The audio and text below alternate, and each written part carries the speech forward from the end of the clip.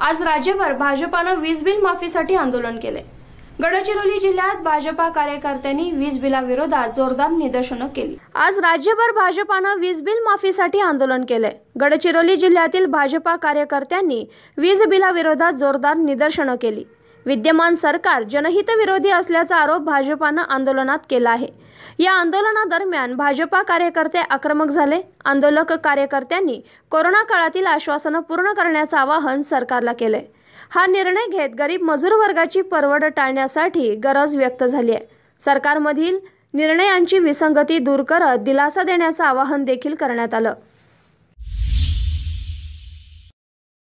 भारतीय जनता पार्टीच्या वतीनं संपूर्ण महाराष्ट्रामध्ये आघाडी सरकारच्या विरोधात वीज बिल होळी आम्ही करत आहे, त्यांचा निषेध करत आहोत। यासाठी गेल्या 1.5-2 वर्षापासून महाराष्ट्रात जे सरकार बसलेलं आहे हे बिनकामाचं आहे।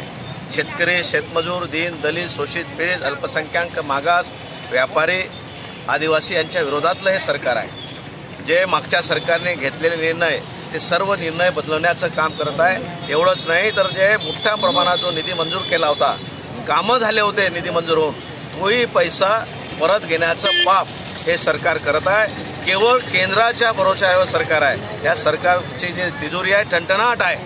आमची मागणी होती की वीज बिल माफ करा आणि यांनी आश्वासन दिलं होतं की आमचं जेव्हा सरकार येईल तेव्हा आम्ही पूर्ण वीज बिल माफ करू। अजूनही वीज बिल माफ केले नाही, उलट 10 पट 20 पट बिल प्रत्येक ग्राहकाला येत आहे आणि हे ग्राहकांचं शोषण आहे। त्याच्यामुळे हे शोषण आम्ही कदापि सहन करणार नाही आणि म्हणून भारतीय जनता पार्टीच्या वतीने संपूर्ण महाराष्ट्रामध्ये अशा प्रकारची वीज बिल होळी आम्ही करत आहे आणि ह्या सरकारचा निषेध करत आहे।